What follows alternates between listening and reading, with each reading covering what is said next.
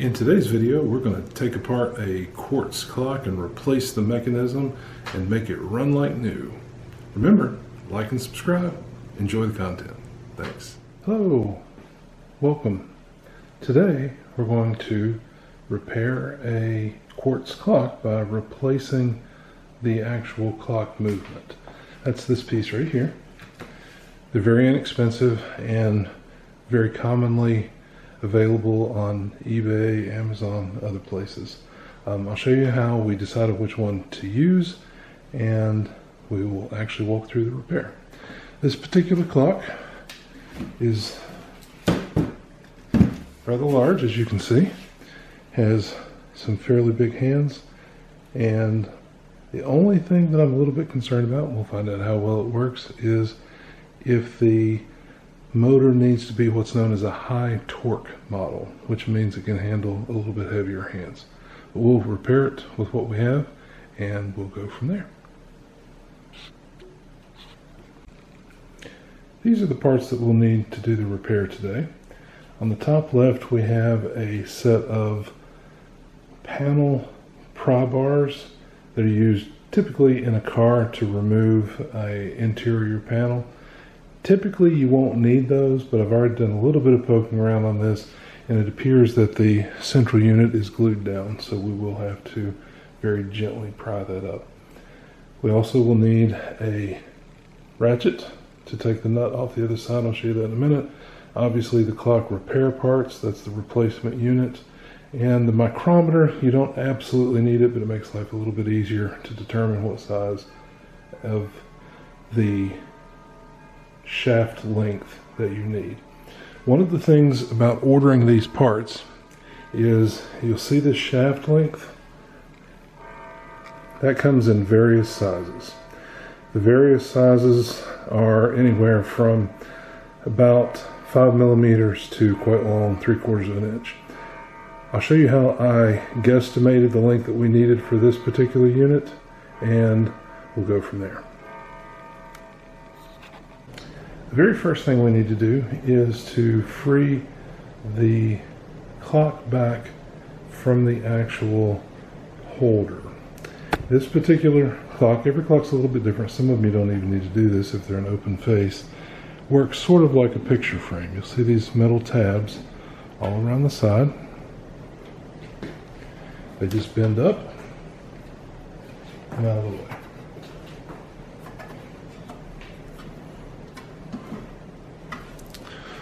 Once those are bent up and out of the way, you can actually grab the unit very carefully and work it out of the clock face. And this is the other side. What we're going to do to work on it for this part is we'll lay it gently back in here, but not completely. Now, the next thing you'll notice is that it has hands that need to be removed. In most cases, they're fairly straightforward. Some have a nut on the very front, so what I would recommend you do is take this, turn it a little bit, and if it spins freely, it should just pop right out like this one did. This is just a little piece of plastic that holds the other pieces in.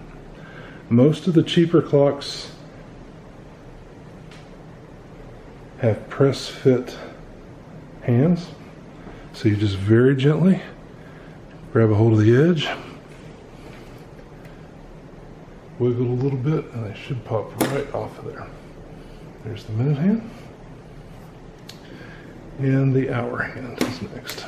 Now you'll notice the hour hand has a much bigger hole than the minute hand. And if you look at the clock mechanism, you should be able to see how it's graduated. This is the larger hand, or larger hole, which is for the hour hand, and the smaller hole fits on here. So before we go any further, let's test fit these and see how they work. They're pretty standard. And in this case, it's actually, the hole's a little bit too big, so we may have to deal with that. On both cases, the minute hand and the hour hand are a little bit too big. So we'll have to see what we have to do there. This unit actually came with some hands, but I don't know how visible they'll be, so we'll work on that here in a little bit. The next thing is there is a nut in the very center. I'm going to zoom in here for you so you can see. There is a nut right in. Let me get it to focus a little bit.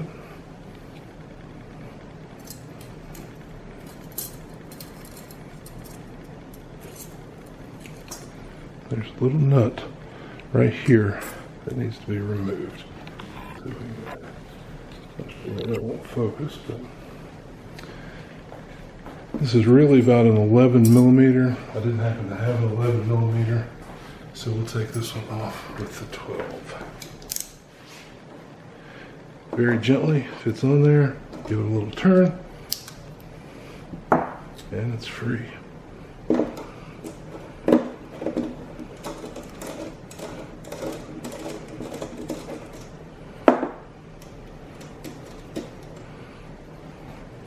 And here's the little nut.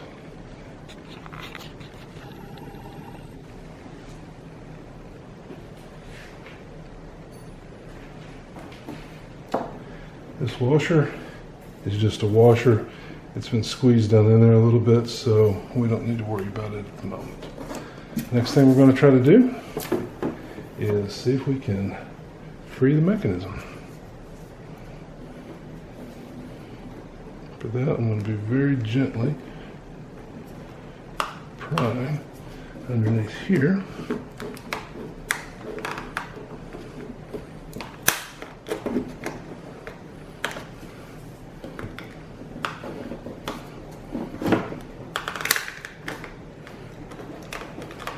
We can get this loose. It just popped loose. It was held on with a little bit of double-sided foam tape. We'll clean all that up here in a minute. And here you have the old broken unit. The next thing we need to figure out is how to make these hands fit the new motor. This is the old motor. This is what's called a micrometer. A micrometer works by measuring very small measurements here or here. This is to measure an outside diameter. The top is to measure an inside diameter. So the old clock has about 5.7 millimeter shaft. The new clock has about a 5.1 millimeter shaft. So that's about a half a millimeter difference. So to be able to fit on that 5.1 millimeter shaft, this hole, see how the inside works, is about 5.5 millimeters. So we need to shrink that down by about a half a millimeter to fit. I don't know if you can see this on the camera, but there's a little ring. So we're going to take a pair of pliers and we're going to try to squeeze that down a little bit. Let's see if we can make it fit. Just very gently.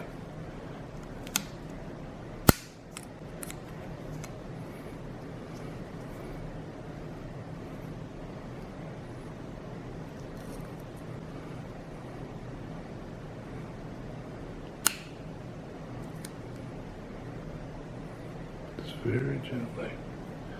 Work it around. Let's see how close we are there.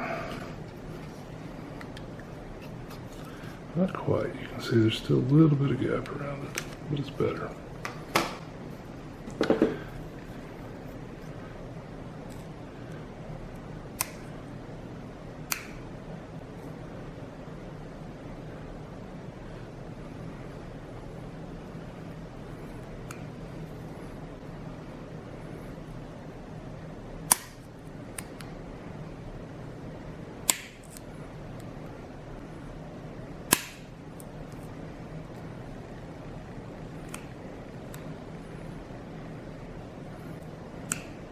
Trying to be very gentle so as to not actually crush that ring and make life a lot harder.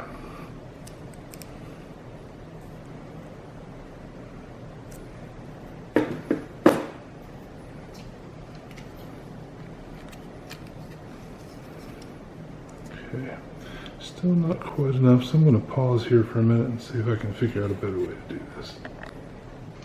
What I ended up having to do is take a pair of needle nose pliers and very gently squeeze the tip of this in. So now it fits nice and comfortably over the new hand.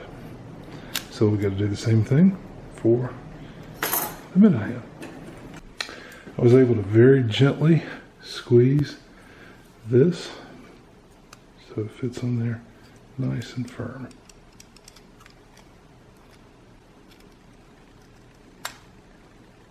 All right, so our next step is to put the motor in the slot. The new motor comes with several pieces. I'll walk you through each. This is designed to hang for a clock, so it's hung by the central pivot.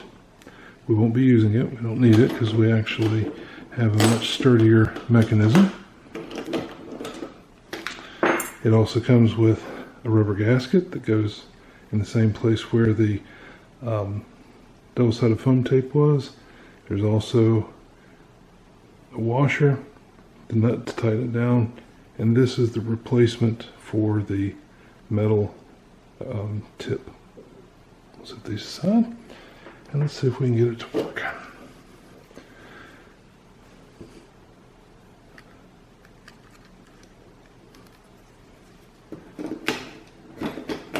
Alright, fits in there just like we wanted it to. So let's turn it up here. And in this case, I'm not going to use the washer that came with it because it's actually already got one included. So we'll just keep it in place and let's see if we can tighten this nut down.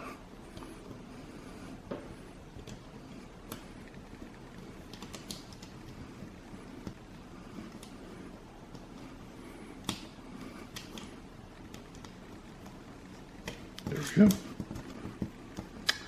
So all we need to do here is,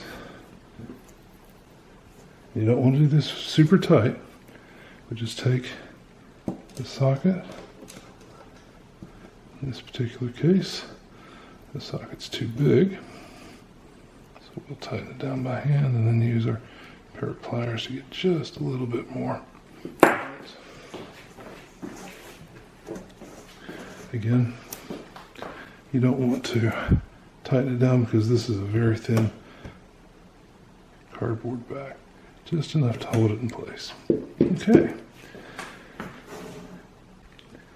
I wanted to show you also how I selected the size for the shaft. You'll see there are links in the description below of various ones, but this particular board is, turn the micrometer on here, we'll measure it.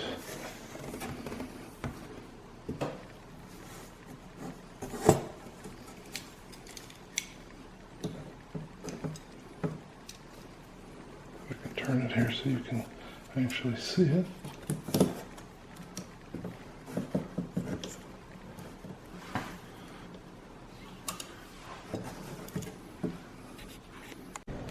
For the next part of this repair, we're going to put the hands back on. First thing you need to do is to hold the hands up, make sure they are nice and straight, which these are. If they aren't, you can very gently bend them so that they're straight. The trick that I've learned is it's much easier when you're putting new hands on to place them so that they are pointing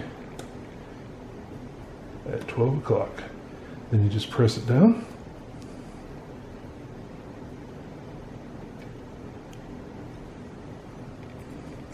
Then you take your other one, which Check and make sure it's nice and flat.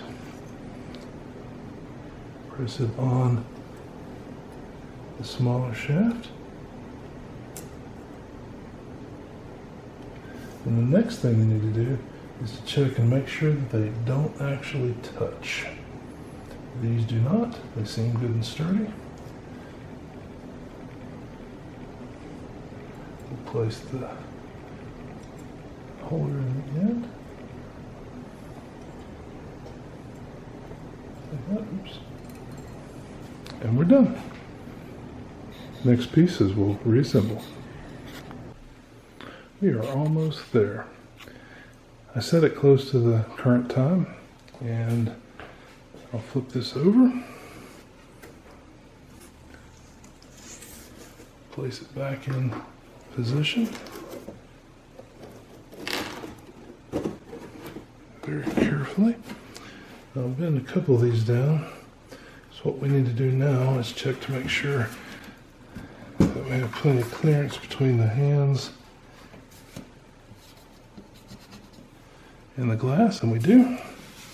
So we'll bend the rest of the tabs down to hold it in place. Try to recenter this a little better.